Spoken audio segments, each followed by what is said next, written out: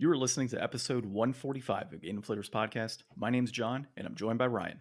Hey everybody, here at the Game Deflators Podcast, we like to talk about games we've recently picked up, games we're currently playing, and we have a supreme time with one of our favorite burritos in today's Inflation Deflation Challenge.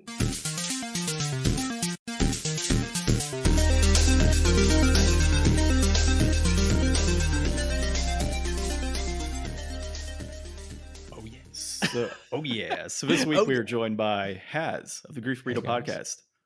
Thank you so much for having me on. I'm as severely hyped as always. I'm wearing my sweatpants. I'm ready to go. Dressed to the nines, ready to record. Oh yeah, they're bamboo as well. They're so fucking light and stretchy. I'm feeling particularly comfy today. I have not worn bamboo before. Is it? You're missing out. Really? Eco warrior. Eco warrior. All right. I've worn hemp. What's the difference between? Have you worn hemp before? Are you talking about like hemp and rope? Because I imagine that's quite coarse. Well, they make hemp clothing. I've had hemp shirts and such before. I've never had hemp. I'll try it out. Really? I'll try it out. Yeah, give that one a shot. But I'll have to try out bamboo. Okay, that's our new clothes resolution for the year. In the middle of July. August. It's August. I'll throw one out there. Thai fisherman pants. Thai fisherman pants. Yeah, they're super comfy. They're like really wide, and they've got like some strings that you use to tie like the belt on it. And they're just like so flowy.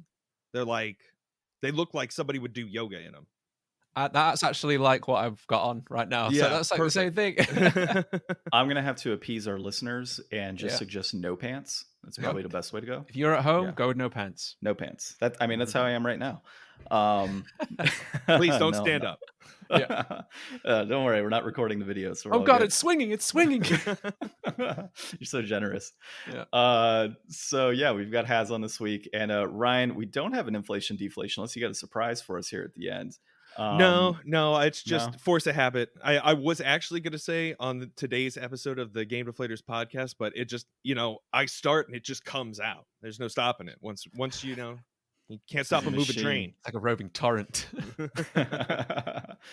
So, Hazz, we talk about our, recent pickups, are currently playing. So we'll kind of, as a guest, we'll throw it over to you. Have you picked any games up recently? Anything nerdy? I've been delving into Game Pass recently. I've been checking out all the new ones that come on there. Exactly. Game Pass is amazing, but I feel like it makes me skimp on spending, like to pick up new games, because everything's all digital pretty much. But as we mentioned before we started, I have just started Skyrim for the first time ever, and I really enjoyed it because I invited a listener to join me on Discord Stage. Have you seen Discord Stage? No, I haven't checked that out. So it's kind of like Twitter's new Spaces, where you can invite people to do like a public talk kind of thing. Mm-hmm. So he could watch me playing and talk to me and broadcast it to Twitch and record it all at the same time. Oh, wow. And it was a really, really nice experience. I definitely enjoyed it more with him being there because it's definitely got like a crazy level of jank to it. Like people might kick off for me to say that the combat is quite janky, but it's kind of in a charming way. It's kind of like when you watch a deer, like a baby deer, learn to walk, and they're like, it feels proper scrabbly, the combat. But I'm going to stick with it. I 2011 was cute. Yeah, exactly. And I've said this before on our show that Bethesda games have never really captured me. Like I tried Oblivion, couldn't get into it. I think I tried, what was the one before Oblivion? Morrowind. Mm-hmm. Yeah, and like some of my friends love that, but I was like, this is too janky for me to even try. But yeah, I want to stick with it and see where it goes. If you guys want to come on, you're welcome to join us on the Discord stage, and we'll do it all together sometime if you want. It's so fun. I've had so many times like going back to Skyrim. Like I started in 2011, and then when they came out with the Connect, they added all kinds of Connect features, so you could do like the voice talk. You could like Fus Roda at your TV. Oh, amazing. And it never worked. But the one thing, I drove everybody in the house crazy because I'd be walking around. I'd be like, quick save. Because instead of having to go in and hit the button like in the menu, you could just say it and it does it. And it's like, as often as you die in that game from something stupid, people just I could definitely see nuts. You die all the time. Like I died because I tried to free a prisoner, and then I even gave the prisoner a sword, a shield, and armor, and he didn't do anything with it, and then we just got killed. Yeah, I haven't played Skyrim yet. I played some Oblivion years Okay. ago, and that was How did about you find it. that? I liked it. I mean, but Yeah. I'm more of a Fallout guy myself, so I See, just like that setting. I can't get into those either. I don't know why. It's all I the like the same. setting. That's why. Well, They're yeah, it all is the all the same. same. Yeah, it's kind of like Assassin's Creed. Once you played one, you played them all. Yeah. So yeah, with Oblivion, it was okay. The bit I played, I probably played about 6-7 hours of that game, and I just Okay. couldn't get into it the same I could with Fallout. So it was something Right. that back then I was like Ryan. I started games and I didn't Mhm. complete them, and I just kind of threw them aside. So I ended up playing Fallout 3 at that Sly point in dig time. there. I mean, I don't know. That's 100% me, except for these games. Like I've played like hundreds of hours of each of these games. Yeah, Okay, I have okay. not. I've played hundreds of hours of Fallout, but I have not played hundreds of hours of Skyrim or Oblivion. So in the in that the cross gaming compatibility between you two, then Ryan, do you prefer more medieval games, and John, do you prefer more modern games then? I mean, I like them both. I Uh-huh. definitely think that I've spent more time with Skyrim just because like it feels so much easier to like get lost in that world. Whereas like I always find like Fallout 3 was fun back in the Mhm. day, and then New Vegas is awesome. But like after that, like I couldn't get into 4, and I was never even gonna try 76. And I'm not really concerned about what's in the future of Fallout. Like I feel like I've kind of been there and seen the wastelands, and everybody says the computer games were better, but I'm not a Yeah. PC gamer, and I'm never gonna really go back to those. So I think for me, Fallout's kind of like on the side. Mhm. Yeah, and to answer your Okay. question on me, I'm kind of the same for Ryan, a little bit of both. So uh, I enjoy a lot of post-apocalypse type of games, and I Okay. enjoy a lot of post-apocalypse TV shows. So that's kind of where that Right. comes into play. But love the Dark Souls franchise, which kind of has that medieval tie to it. Yeah.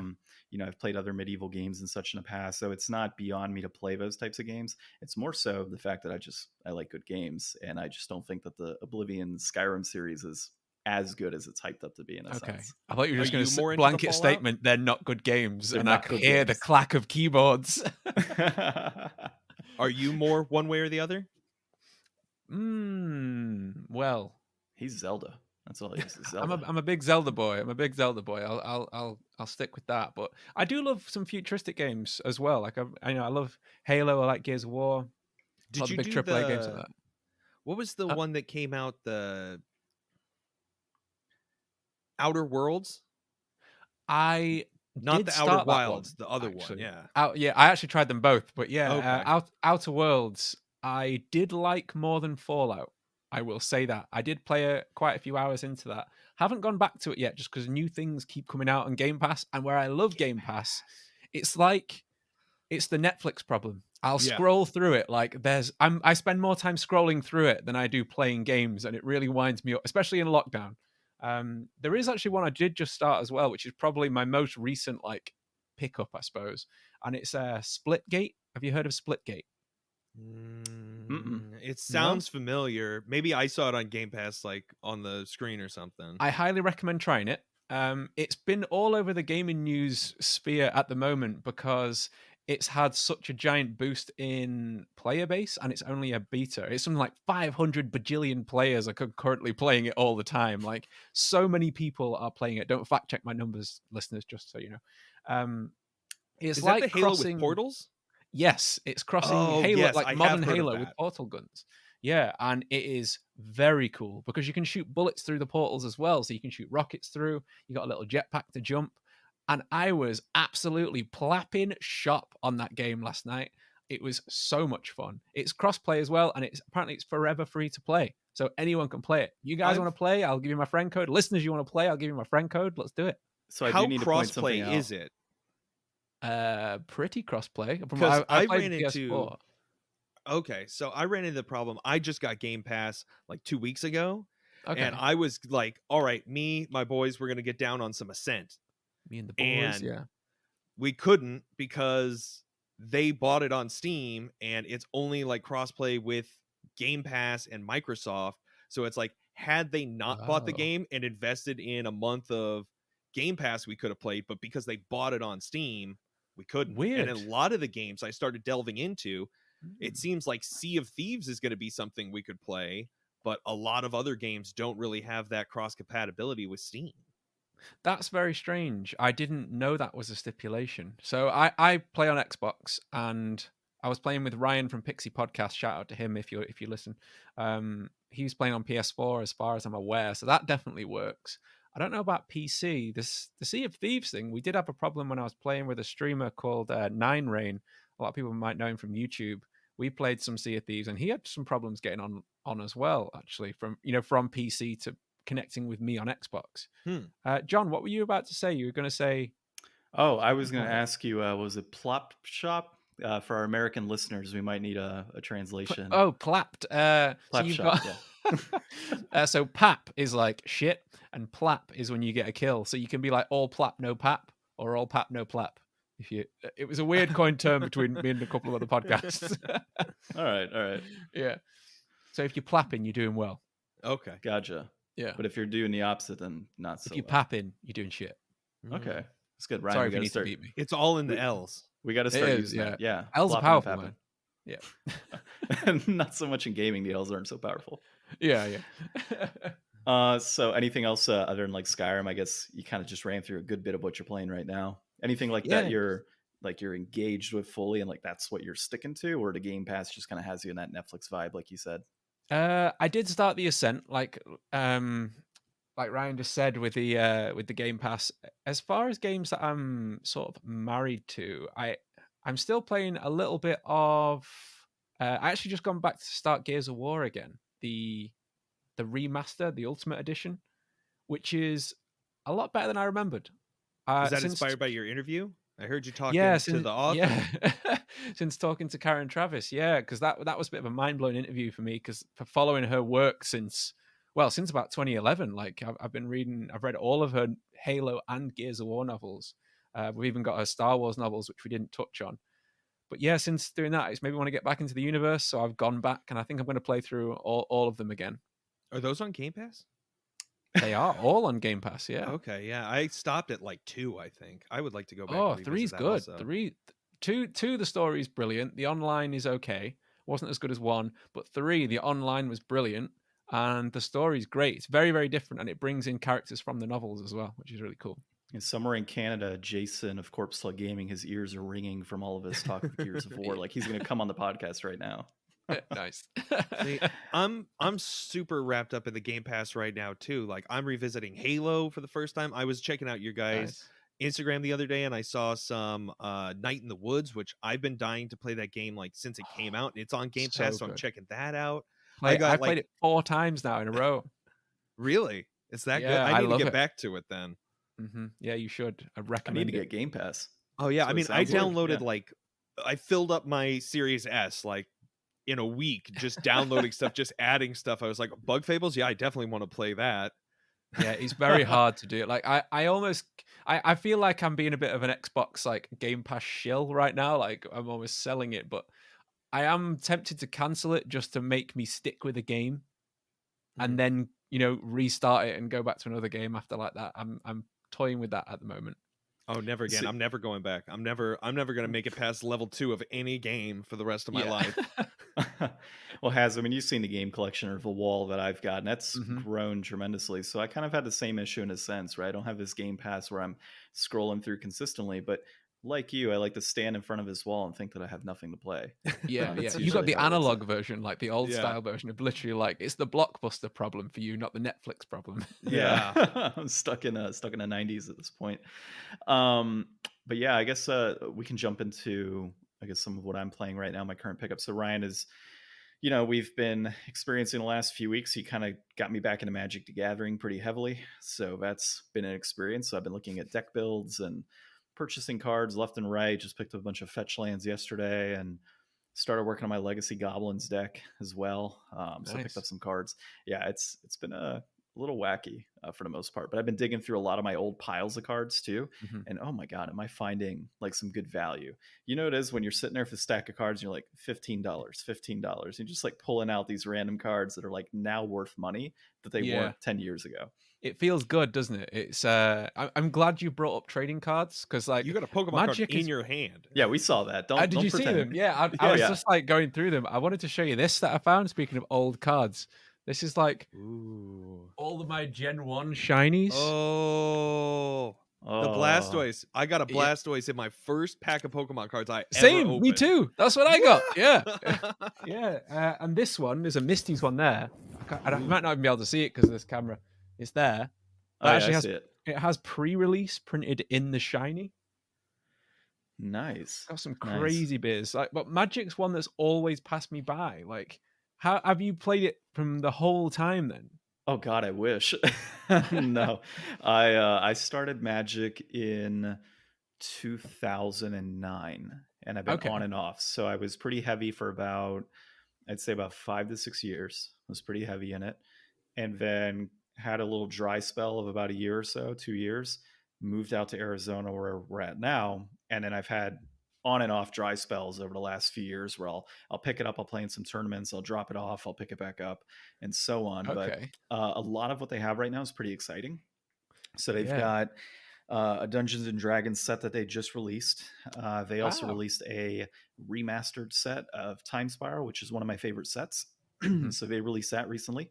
They have a Warhammer 40K set that will be coming out pretty soon. Oh God, I can hear Jordan sweating. Oh my God. No, that's what got me motivated to get back into it. Was like my buddy was getting into Warhammer painting again, so I picked up some of those, and then like the set's coming out, and it's like, okay, well now I got to get back into Magic. Well, and then the best one, they have a Lord of the Rings set that's going to be coming out here pretty soon as well. Oh shit, that's to go with the new Prime series, isn't it? Probably. Oh, I didn't think of that. Yeah. Oh yeah, that's true.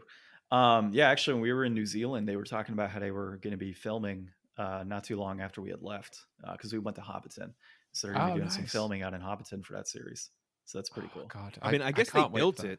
They could film every Lord of the Rings anything in that same location for the rest of forever because it's always going to be there. Hobbiton, the way it was set up is it was created for like the original trilogy, and then they tore the entire thing down, and then they rebuilt it for the Hobbit movie or that series, and then they just decided to keep it at that point. Yeah, they've just made it a permanent fixture, haven't they? So you can go and visit, and I really want to go. It's so damn far. It's like so far away. For you, it's a 25-hour flight, I think. Yeah, man. Get out there. Yeah. Like it's long. You're like smack dab in that middle section. Yeah, we met some people that were from the UK when we were out there, and they were talking to us about how it was just a crazy flight. Yeah, a mate of mine moved out there. I might just have to turn up at his door one day. There you go. Yeah, we've been discussing moving out there as well at some point, but it was beautiful. Absolutely loved it, and having a drink in the Green Dragon was really the pinnacle. Yeah, it's super cool. Oh, that's got to be. It comes in pints. It does. It was super cool, man, and it's just part of the experience. So they do like the whole tour and everything, and there are no hobbits, unfortunately. So it's just hobbit holes everywhere, and then you have a drink at the Green Dragon, and I think they serve food there. Yeah, they did serve food there, so lots of pies. I bet. Yep, lots of pies. Yeah, that's my was my favorite part of New Zealand, pies. I bet. Every type of pie you can think of. But yeah, so Magic is the big one as far as pickups are concerned, and in gaming wise, I didn't pick up any games this week. Now I think about it, you let us down. I think you know what? No, because Magic the Gathering counts as nerdiness, so it's does. In there. It does. But as far as currently playing is concerned, excuse me, I'm still playing God of War on the PS4. I haven't picked it up this past week. Didn't have a chance to because I've been planning D&D campaign stuff, planning all my Magic decks and all that. So I haven't been able to jump into a video game this week, but I do intend to jump back into God of War. Probably tomorrow, if not tonight.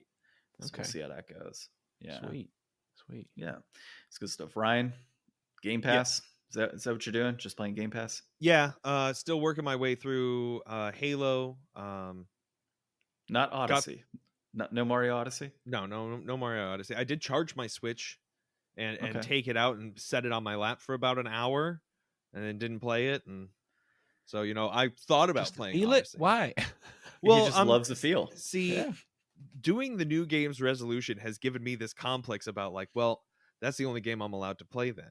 So I'm constantly feeling this pressure to play the game. Like, I don't know if you heard, I gave up on Persona 4. I was supposed to beat that last year. He did play. I know. I'm disappointed. He did play Blue's Clues though. I did, and you know what? It was awesome. Do they have Blue's Clues in the UK? Yeah, we know it. Yeah. Okay, cool. Okay.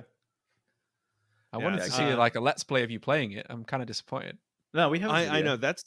It's not very long. It's just on Instagram. It's just me kind of panning over from Blue's Clues to Ryan saying like, "Do you enjoy it?" He's like, "Yeah, this is the best day of my life." Oh, see, I wanted a Twitch stream. I wanted a full like breaking it we down. We don't have those behind the game. We don't have those capabilities here on the Game Deflators. Yeah, you do. I believe in you guys. We do have an Elgato. It's still in box. We need to take like a 3-day weekend and just get our lives together, John. That way we can start meeting everyone's expectations. Yeah, we really do. But to be honest, like where I have that system set up, I don't know if there's like an efficient way to stream because it is set up in my loft and it's just like an older HD TV up there with no like crazy capabilities to it. And there's no laptop or anything else set up in that area. So streaming would be kind of a pain in the ass to do on a week-to-week basis. Yeah, I suppose if you're doing real games from the consoles, you'd have to do it legally on the PC, wouldn't you? Yeah. So yeah, exactly. So there's ways to be able to, stream it and kind of get it connected and everything to the PC. Because I know that's been done. We have years. an Elgato. We've just never really figured it out. Yeah, we haven't tried to figure it out. That's the key thing. Hey, I tried. I think it's just John wanted to keep it mint in box like everything else. I actually open my games for the most part. Yeah, I know you do. I know. Yeah. Ryan, what else you got, man? So Blue's Clues Odyssey are obviously not being played. Yeah, that's really all I got. That's it? No pickups? Yeah. I mean, I want to get more Magic cards, but I'm going to be... John sent me a list earlier this week of like 20 casual decks for like under $20. So it's like nice.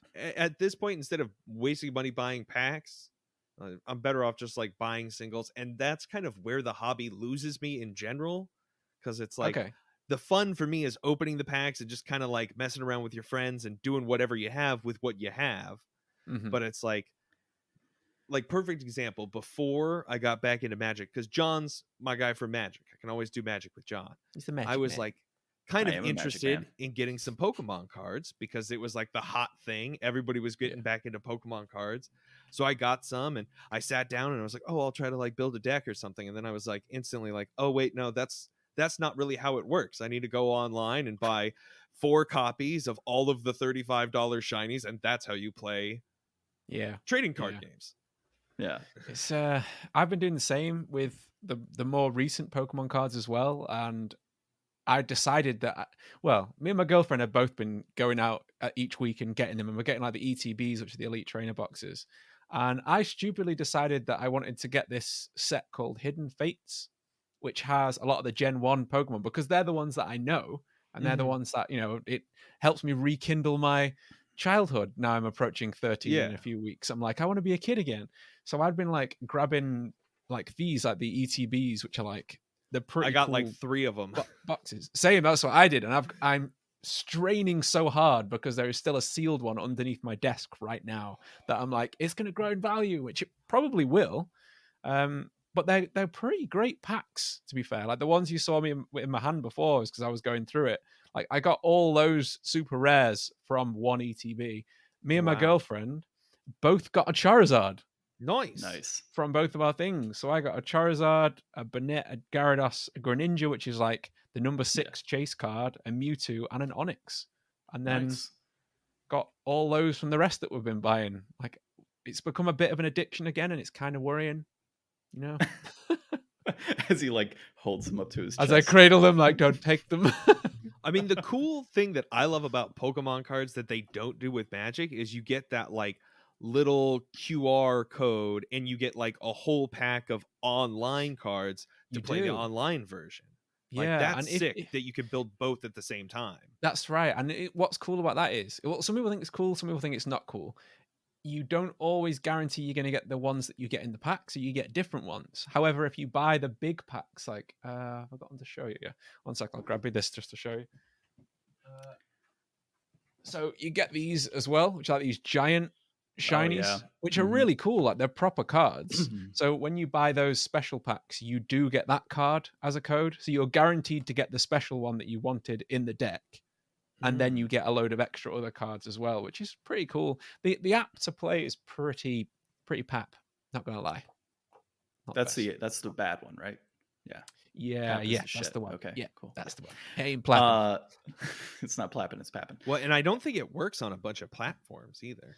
I have to play it on my iPad, and I think that's it. I think it's like iPad and computer, and that's it. So I'm about to open your eyes, both of you. If you play Magic the Gathering Arena, you can play it on your computer, your phone, other devices, and it's free.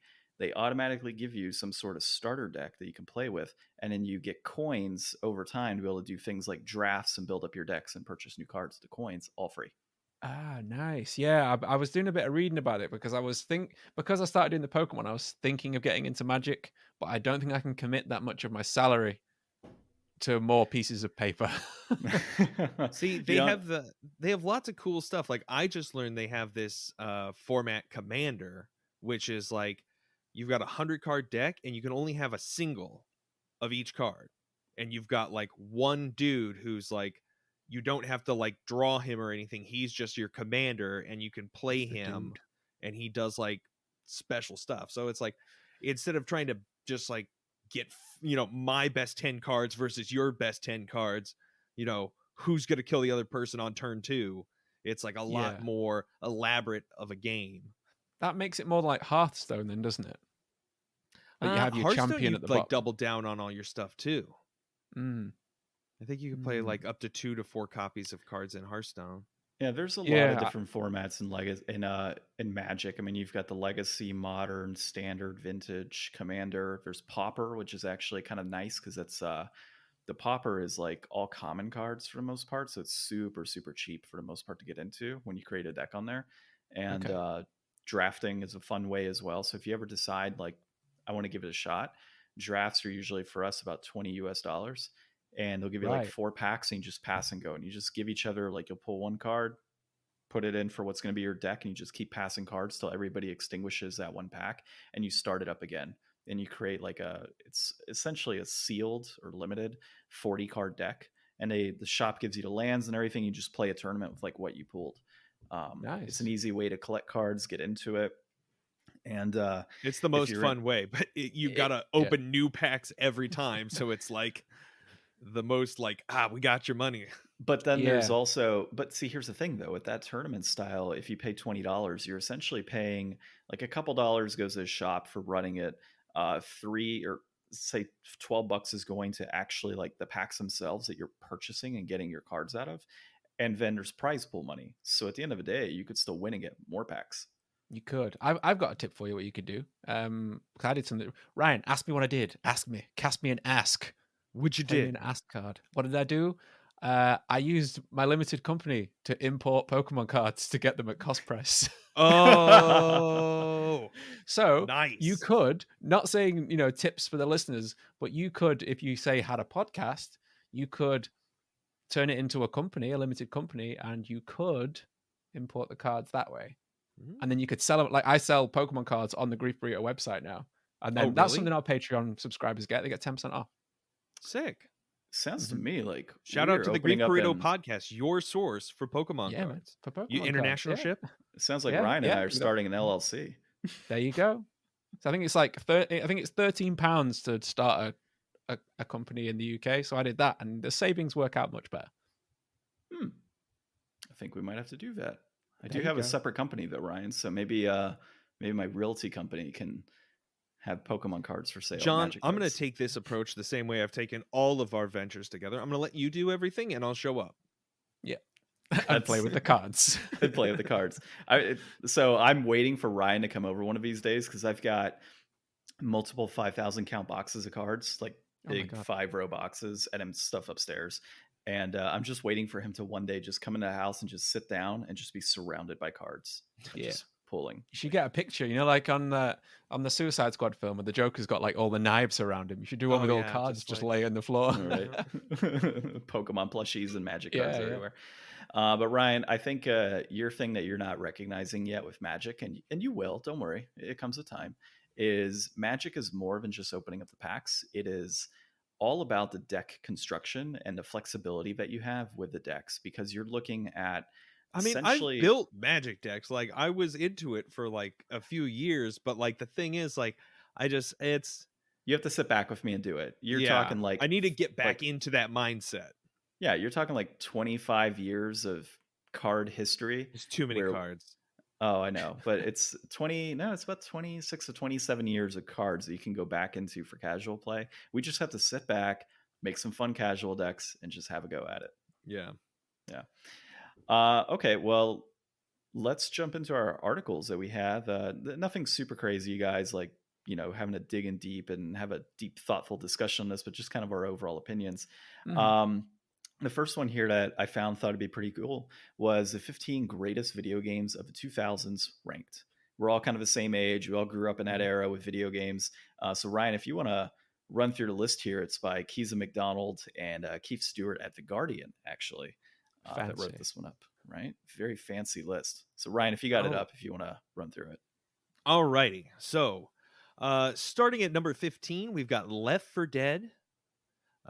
We've got Rez at 14. Wii Sports coming in at number 13. Number 12, Call of Duty 4 Modern Warfare. 11, Shadow of the Colossus. Guitar Hero 2 coming in at 10. Silent Hill 2 at number 9. Elder Scrolls bringing it back at number 8, Oblivion. The Legend of Zelda Majora's Mask. All right, stop. BioShock. Oh, what? He said that one's good. That one's very good. BioShock at 6, Metal Gear Solid 2 Sons of Liberty at number 5, Halo Combat Evolved coming at number 4, Deus Ex, The Sims at number 2, and number 1, Grand Theft Auto San Andreas. How did Deus Ex and The Sims beat Halo? So yeah, they don't, Guardian. That's why no one reads the fucking Guardian. There we go. I think this is a fair list. I mean, all of these lists, these games on this list were like huge touchstones when they came out. They were all definitely best in class for the type of game and genre that they were, and they really helped set up modern gaming, based off of all of these things.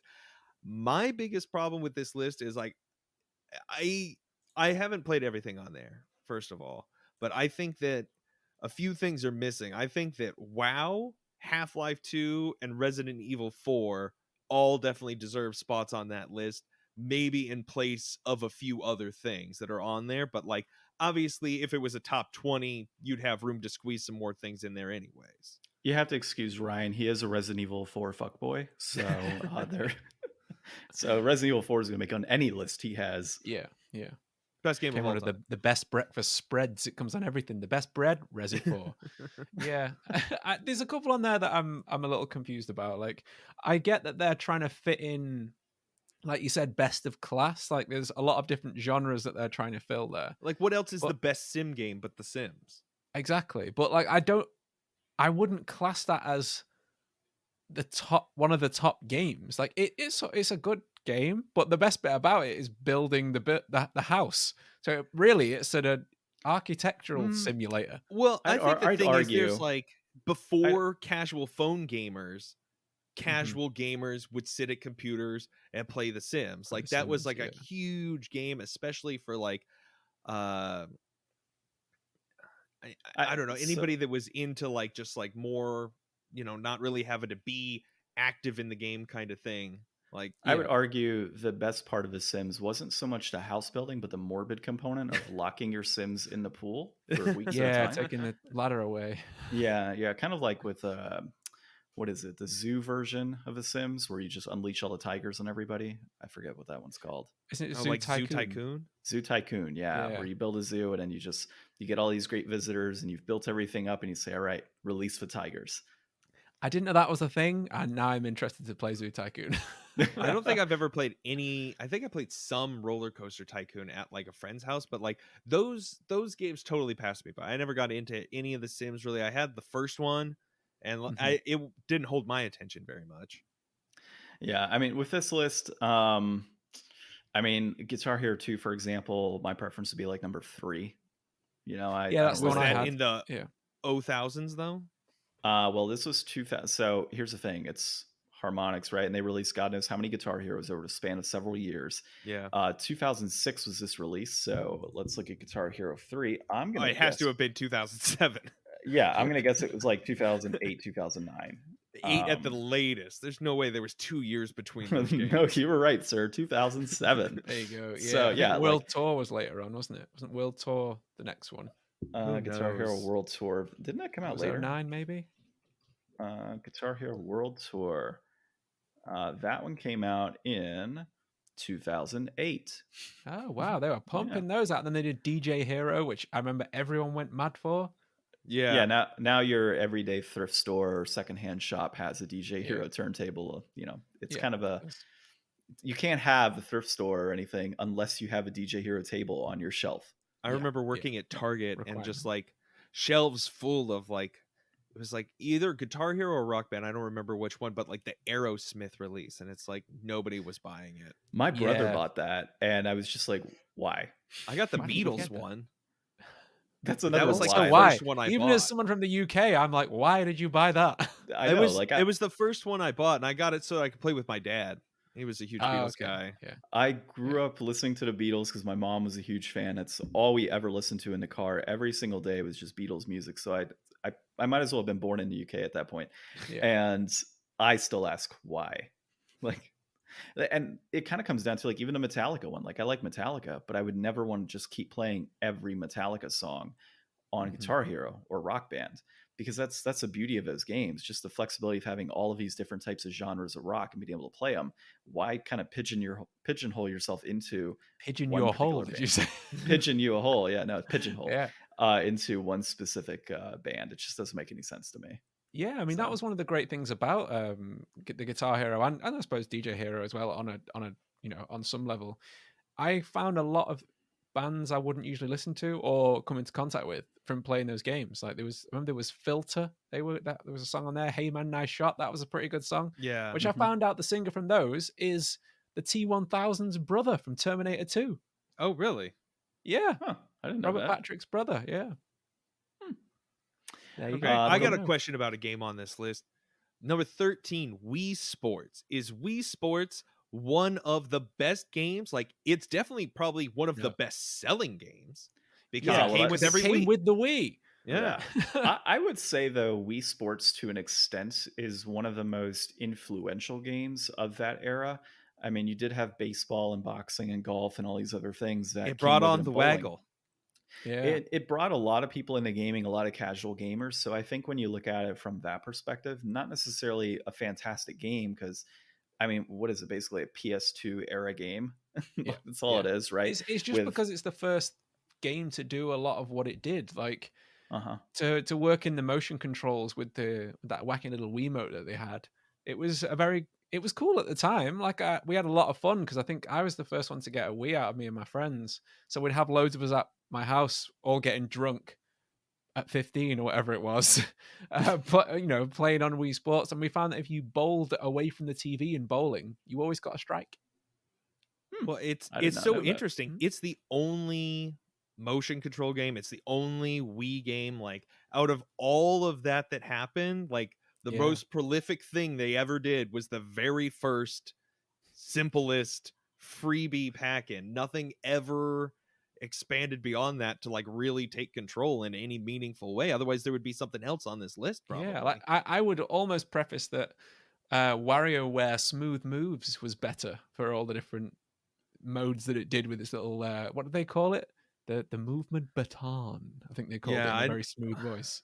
I missed all of those games too. I want to get there's coming out with like a new Wario one, right? There is for the Switch. I highly recommend getting it. They're very good fun. They're a lot of fun, actually. We got to do one for the podcast. We haven't done one yet.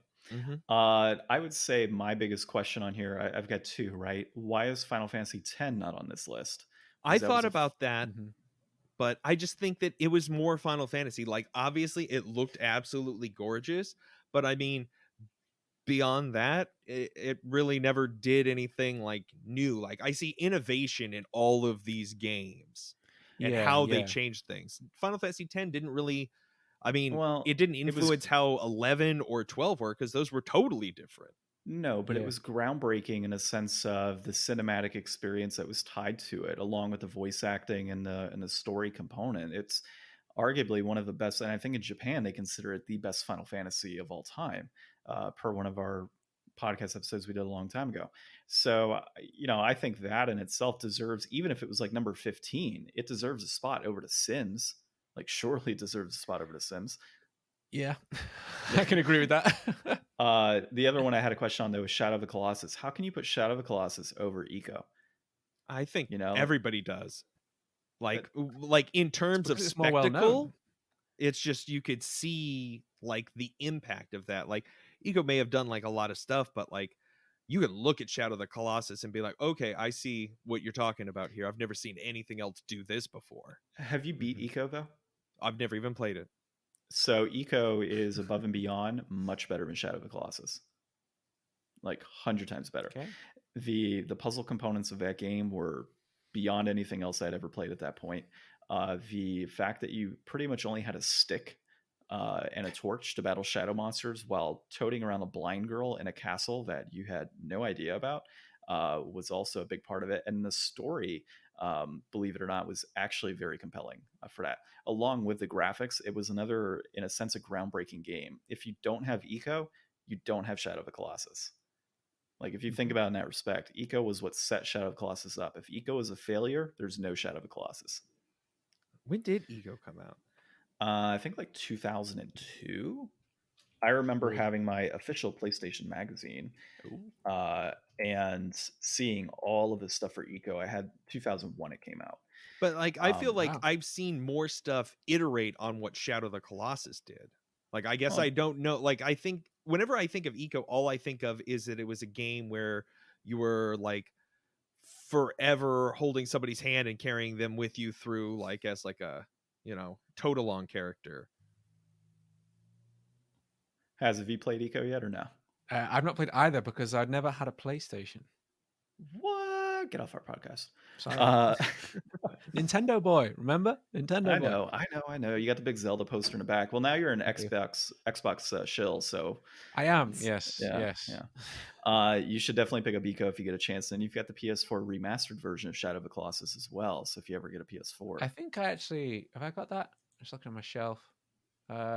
Jordan gave me his PS4 for a while, but because it's summer and this thing kicks out heat like a motherfucker, he's like, clean it out. And I was like, you just give me a PS4, then ask me to clean it out. You can have clean a chore. It first.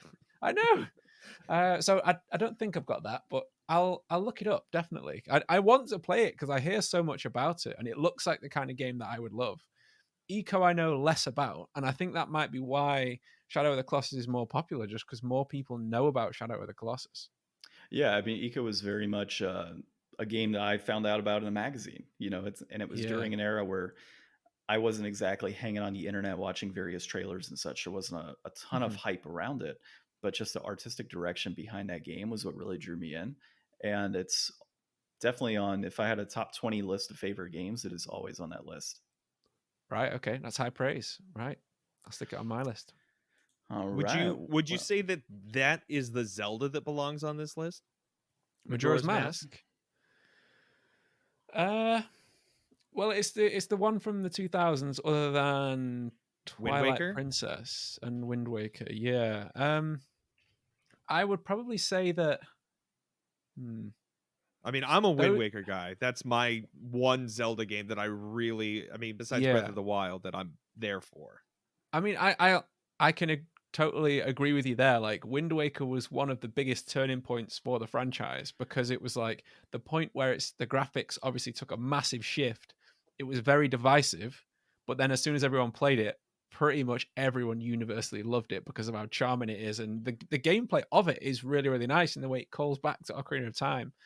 But what were you going to say then, John? I've got the list pulled up here. So okay. We'll list out the Zelda games here from the 2000s, and you can let us know, out of this, if there's anything more deserving. So you've got Majora's Mask, of course, which opened it up. Oracle of Seasons, Oracle of Ages, Link to the Past, and Four Swords. The Wind Waker, Four Swords Adventures, The Minish Cap, Twilight Princess, Phantom Hourglass, Spirit Tracks, apparently. Oh, Spirit Tracks, best Zelda. Yeah, Spirit Tracks and Phantom that Hourglass. is it. So that is that list. So those last two, Spirit Tracks and Phantom Hourglass, they were both for the DS. A lot of people didn't like them. It was, you attacked with the stylus and moved around with the stylus on the screen. I never played those ones because I hated that style of movement that they did with Mario 64 on the DS. Like, I thought that was really annoying. Oracle of Ages and Seasons that you mentioned at the start, and Minish Cap, they were all on the Game Boy Advanced, I think, and they were Color. actually brilliant games. Color and Game Boy Advance. Yeah, that's right. Sorry. Yeah, the Link to the Past and Four Swords was on the Game Boy Advance. Yeah, that was like a bundle thing. That I've got that somewhere as well. Yeah, I do too. That was a cool Ages and Seasons. They were actually made by Capcom, and they were brilliant games. And they could connect together, and you could trade between the campaigns with like rings and stuff. Which else was there now? It's hard to say out of those. I never really classed the console ones with the handhelds. Different. Yeah, it's a very different experience with like the top-down old style Zelda compared to the 3D ones. But all of those ones listed that you just said, including like the Minish Cap and stuff, they are some of the highest rated Zelda games from the fans. Like, it's very hard to class any of them. But that being said, I think Majora's Mask is still probably the most original for what it did. The poster behind me is a Majora's Mask poster. It is one of my favorites. It's just because it's so weird, and the actual time mechanic and the masks mechanics, that is what makes it stand out. So if that list is doing best in class, like you said, I could see why it was on there. Nice stuff. Well, I think we could probably argue for hours and hours on this list as to what should be on here, what shouldn't, and sequels that should be on there versus prequels. But let's jump into the other piece here. And it kind of ties in, right? So there's a report that says that Rockstar is trying to remake the PS2 era Grand Theft Auto games. I, for one, don't care. Well, let's tie it back to this last article too, because they put San Andreas as the number one on the list. So it's like, is San Andreas the best of all of that era's GTAs? I think it's better than Vice City and 3, just because it's got so much more involved in it.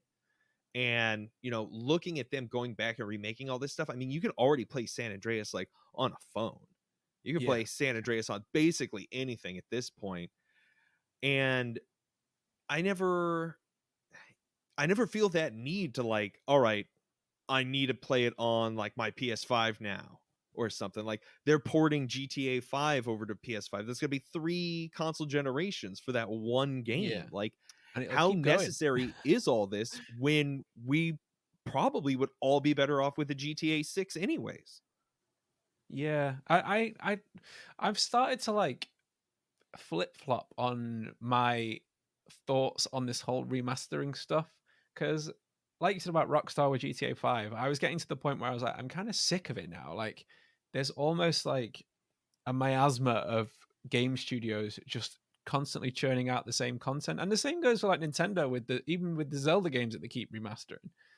But just recently, I've started to change my stance slightly, and I keep thinking to myself that I just want to see new IPs, and that's a great thing, like wanting to keep seeing new games coming out. But I think now that games are easier to make, and I want to put that stipulation, that they're not easy to make, but they're more accessible to easy. They're more accessible to make at home on home computers and laptops. Like, that's what I do on the Unity engine. Like, I that's what I did at uni. It's a lot more accessible to people to make them at home. But with that, and I think it's harder to stand out. If you make an original IP now, and you're an indie dev, for example, to stand out amongst the hundreds of games that come out every single day on Steam, for example, is very, very difficult. So I think big game studios are looking at that and saying, we know this works. Why take the gamble on these new IPs when we can make the money remaking what we already made, and we know it's going to be, people are going to buy it?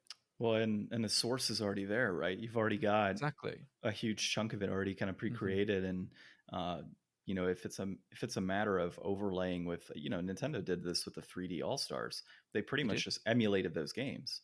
And they printed money. That's all they did. So these companies have found we can just print money by releasing the same stuff with a slight upgrade on the Well, tech. and I'd like to see the stats, because I would be willing to wager that like more than any other game, buying like just like an up-res remake, not like a ground up remake. Like we can all agree Final Fantasy VII, that's a whole different thing, but like the just turn it remaster, like I'm so sure that nobody finishes those games. Like they play a couple hours to appreciate the different graphics and kind of see if there's any real quality of life improvement, and then they probably never go back and really play it again because they've already had that full experience. And like, as much as you're looking for that nostalgia to just kind of bring you back and be like, oh, it's like a whole new thing. Like I've been kind of getting that with Halo, and I think it's awesome how you can go in and just hit that button and just toggle between the graphics.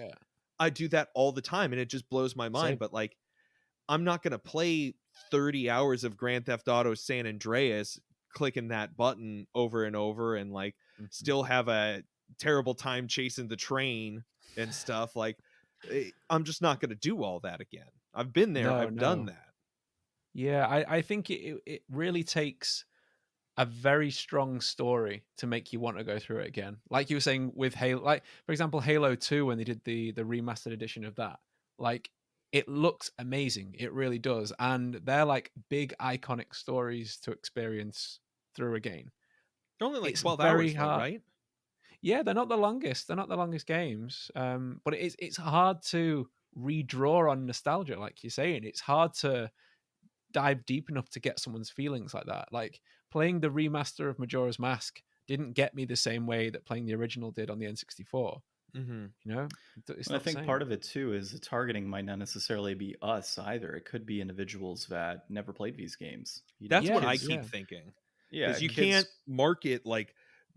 I can't imagine kids today feel so compelled to go out and buy old hardware to play these nostalgic titles. Like that's a people who are collectors thing. That's a people who grew up with that kind of thing, you know. But like, if you want these kids to go back and play what we consider the classics and get, you know, their like old schooling and, you know, learn the way that we learned, like you got to reprint that stuff.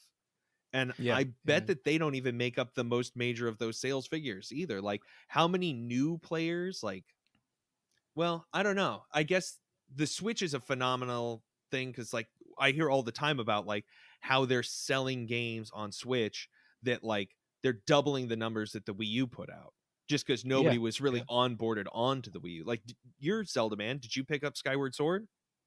No, not the most recent one. No, I'm still on the fence about it personally. Like I actually do have a Wii U, and I got that for Wind Waker HD and Twilight Princess HD because I loved those two games, and I was like, I want to experience them on a nice TV and not have to play it on my CRT TV that I don't even think I have one anymore to play them, unfortunately. But with Skyward Sword, there's changes to it that are definite benefits to playing it on that platform. And I want to do it. I just couldn't justify it at the moment. Like it wasn't one of my favorite games. It didn't have the nostalgia draw for me personally, just because of how the original was. Whereas it looks great and the story's good. I will pick it up at some point, I imagine, but not from new when it's like 60 quid, I don't think. That's all right. It'll remain 60 quid for 5 years from now. I know, it still will. Cause that's like, even Breath of the Wild's still 60 quid. It's insane. Yeah, I picked up a Wii U version. Yeah. You know, I guess at the end of the day, and I've kind of said this in the past too, is I don't mind the remakes and the remasters and such, so long as it doesn't conflict with some of those new IPs and new reiterations of the series. So, you know, Resident Evil, for example, they obviously produced Resident Evil 8, right? But they also released what was it, Ryan? Like 1, 2, and 3, or 2 and 3? 2 and 3 came out recently. Yeah, but when you look at that timeline, right? Yeah, they released these games, but they released a new version of a game as well. So in my mind, I'm okay with those remakes and remasters so long as you're putting out new content for those of us that have followed those stories over the years. You just reminded me of something I need to call out real quick. Anybody that likes Resident Evil 4 and long YouTube videos, Noah Caldwell Gervais, my favorite YouTuber, just came out with a 7.5 hour retrospective on all of the Resident Evil games, and it is awesome. You've got to watch it or listen to it like a podcast. It's the best. Jesus, 7.5 hours. He goes through like 15 of the games, and he's a prolific guy. He puts out like these like multi-hour like retrospectives going deep into like everything. I love the guy. I could listen to him all day, so I shout him out every chance I get. Oh, cool. Well, I'll check it out, definitely. I don't know if I can sit back for 7 hours. I can't even watch a TV show for 3. You just do chunks at a time. Chunks? Oh man, dude, you don't know me at all. Hey, I just went through the audiobook of Stephen King's It, and it was 46 hours at 1.2 times speed. I am on the audiobook of what is it, Wizard and Glass for Stephen King. All right. Oh, I've not heard that one. Oh, it's part of the Dark Tower series. Oh yeah, sorry, yeah, I do know that. Yeah, it's book 4, I think. Yeah, and that one's like 27, 28 hours. They're insane. Like I want to do the Dark Tower, but it's the only movie I've ever fallen asleep in, and I was in like the second row. Oh man, is there a comic for it? There is a comic for it. I think I've got like a bundle that I got at like some comic shop and never opened. I would highly recommend you read the series. And then that's not going to happen. I'll play Persona 4 before I read those books. Talking to Hazz, I know you can't read. Hazz will read it. So yeah, I've got the Dark Tower series. It's a good series, and I think they're doing a TV show on it too. That's a much better way to do it than a film. Yeah. Well, and there's such high expectations on that. You can't truncate 7 books into one movie. No. Like it'd be like doing Lord of the Rings in one movie. Yeah. You can't do it. Stephen King writes so much words over and over. He just writes so much. So you've got to break it up like that. And I think with the Netflix and the Amazon Prime problem that we were saying before, I think it's a much better way to do it, to have like more space for content. And people want it. We're all still stuck inside pretty much. Yeah, and a lot of what he's produced over the years, like his movies tend to be absolute garbage, but when you look at the short stories that have been developed into movies, they tend to be okay. Like Dr. Sleep? Dr. Sleep was good. Seen that one. I like that one. I was not expecting that from I was like, wait, there's a sequel to The Shining? That's what I was like. Yeah, I've actually got the book right there on my shelf, because after seeing the film, I was like, okay, I think I've got to read the book, and I'm halfway through that as well. It's not as big as The Shining. But I did read The Shining after watching that as well, because I wanted to do them the book versions, which are different, obviously, than the cinema versions. But I love Stanley Kubrick, and I think the Kubrick film is probably better than the book. I'm sorry, Adam from Bottom of the Stream, if you're listening. Well, that's good stuff, man. We spent that whole time not talking about Grand Theft Auto. We opened with oh, this is about Grand Theft Auto, and then completely talked about every other game series. Everything else. Nobody's excited for these remakes, at least not us. And does anybody ever even talk about GTA 4? I like GTA 4. I thought that was a great one, but nobody ever talks about it. That's because it was in between 5, which has been in market for what it feels like 20 years at this point. The 5 has been in market. And obviously San Andreas. Yeah, and I played Crackdown instead, which Crackdown was great. Crackdown was awesome. I have heard Crackdown's good. I haven't played it myself. Very good. Played the first one's the best one in my opinion. Yeah, end of the day, you know what I would rather see is a remake of the original Grand Theft Auto 1 and 2. Yes, yeah. That would be cool. Sticking with the top down. Isn't that what they did in Chinatown Wars? I on the DS was a top down. I don't recall, but I would say remake in the sense of some top down, but also the 3D visualization component. So anytime that you're say outside of a vehicle, 3D, but when you're in the car, 2D. It's top down. Oh, that'd be cool. Yeah, I'd be down for that. Interesting. Yeah. All right, hire me now, Rockstar. There you go. He's on. I'm on it. Yeah. Well, yeah, Ryan, I don't know if we have much else to discuss on Grand Theft Auto. We're obviously not too excited about it. And, this week we didn't have an inflation deflation because we had our favorite Supreme Burrito on here. Thank you. I don't think we've had Jordan on yet. No, you guys came on our show, didn't you? That was last year, 2 years ago? This lockdown time is playing with my brain. I don't even know when. It would have been. When was when? It would have been like late 2019, I think. Right. Oh God. Yeah. Okay. So it's quite a while back. Yeah. And we had you on our 100th episode. Did you? For trivia. No, that was Jordan. That was Jordan. Oh, Jordan went on that? I think that was Jordan. He did go on that. Yeah, that's right. No insult. Don't tell Jordan to listen to this. I won't tell him. Yeah, he might be listening.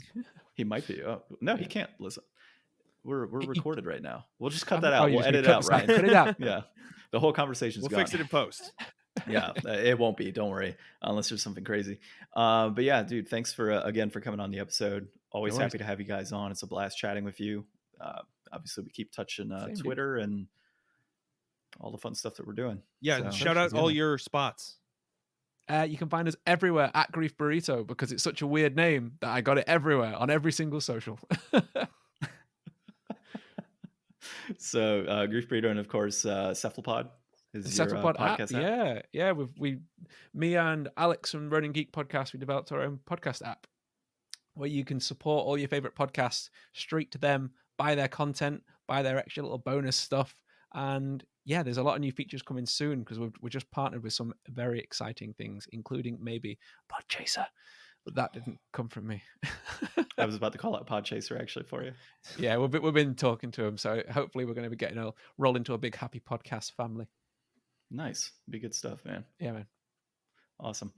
Well, of course, you can find us on thegamedeflators.com, at Game Deflators on Twitter, at The Game Deflators on Instagram and Facebook, and leave us a review on any of those awesome podcast applications out there. Mm-hmm. So thanks again, Hazz, for coming on. Always appreciate it. Always fun. We'll have you on again in the future. This has been episode 145, I believe, of the Game Deflators podcast, right? Yeah, 145. My name's John. I'm Ryan. I'm Harrison. And thanks for listening. That was the tits.